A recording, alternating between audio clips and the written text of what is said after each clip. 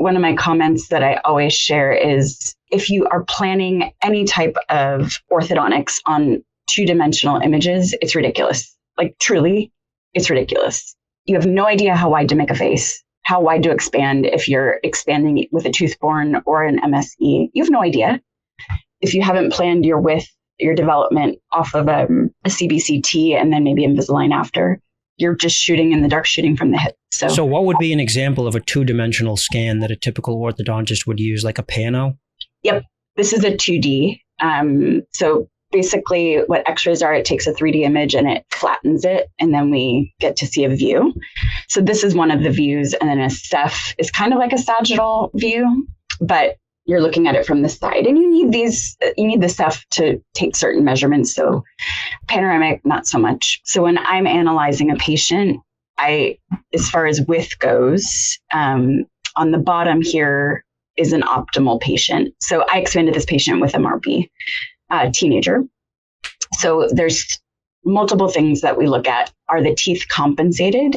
Or we as me, are the teeth tipped in? That's compensation. That means that we have a narrow maxilla. If the teeth actually uprighted, that would put us at the crossbite, if that makes sense. Mm-hmm. So lingually compensated teeth are a sign of a narrow maxilla. So airway people like myself, we measure between the first adult molars, and we want them in that 38 to 42 millimeter range. The bigger the teeth, or if they're male, we want them a little bigger. But most importantly, we want the width of the maxilla from outer buccal plate to outer buccal plate. We want the maxilla 5 millimeters wider than the mandible, because the mandible should fit into the maxilla, right? Mm-hmm. So that's my number. This is really what tells me how wide to make the maxilla, really between the two. Mm-hmm. So ideally, what we're going to do is upright the molars and get those numbers to be proportional to each other, if you will. Mm-hmm. So the reason why teeth should be vertical in the bone is that molars are the pulverizing teeth. And so if we have the occlusal table perpendicular to the root, the force is optimized. Mm-hmm. If you have a lingually tipped tooth and you're hitting on that surface, you're going to get flexure like this. Mm-hmm. And that's bad for long-term periodontal health. And cracked teeth. Too. It's yep. So this is what we should look like. And you can't argue with those three things. Well, maybe orthodontists would argue about the intermolar width, but logically, the teeth need to be vertical. And logically, the maxilla at the skeletal, the bone level, needs to be bigger than the mandible. By roughly 5 millimeters. Is that number, where did that number come from? It's from a paper that I think it might be Bouchang is the author, but I can get back to you. It is from the literature. Okay. It is from the literature. So interestingly, this patient, and I just think it's cool to show this, whoever's watching. So this patient is this patient here. Actually, he's one of the patients I placed a MARPE on yesterday. So this kiddo just finished expansion with a local orthodontist. This is after RPE on the left. Mm-hmm. Isn't that sad? Yeah, it's not even close. And there's just tipping of maxillary teeth.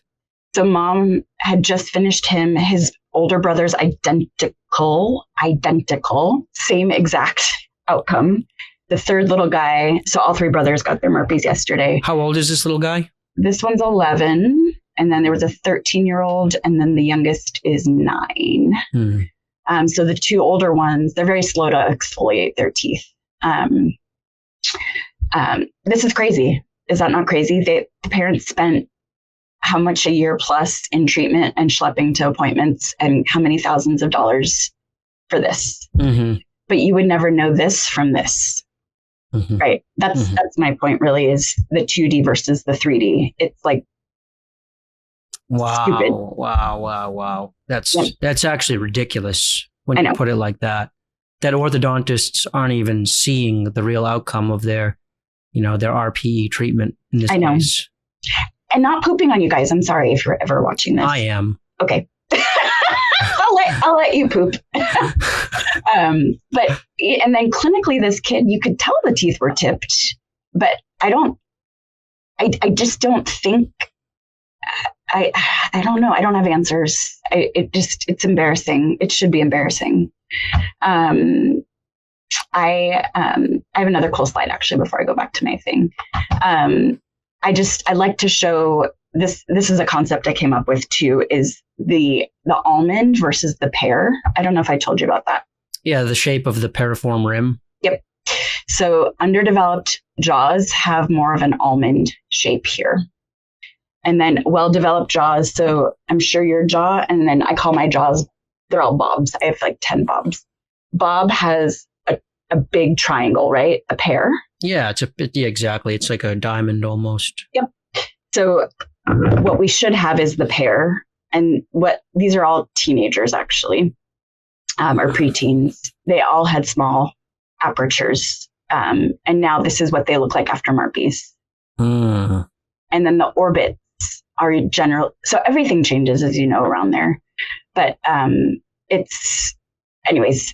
What the orbits? Can you point that out? Yeah, this one. So do you see on this patient, the orbit is a little more asymmetric here, and even on this patient here, and down here, it's leveled a little more. So the slight asymmetries can optimize, I would say. But we see circumferential changes around the maxilla, right? So is that helpful? Yes. Okay. I'm going to go back to my face. Okay. Great illustration of the dangers of doing 2D only planning on cases. And I know there are MARPE providers that do everything with a 2D, and I don't know. I don't understand. I don't understand how you know how much to expand. You don't. And I don't know how you place it and use prefabricated if you don't have a cbct to know where the bone is. I don't understand. Maybe there's nothing to understand. Maybe it's just a shoddy way of doing it. My words, not yours. Lack of understanding of the possibilities, different therapeutic endpoints. Yeah, but just like lack of understanding when it comes to something like a MARPE is not okay, because these things are dynamite sticks that you're putting in someone's face that can really change the whole cranium in ways that can only be corrected surgically if it's really a bad outcome. And sometimes even then surgery can't affect some of the upper and midfacial changes that these MARPEs can cause if they're not desirable. So it's like there's a lot more at stake here than I think a lot of MARPE providers are acknowledging. Yep. No, I agree. Very well said.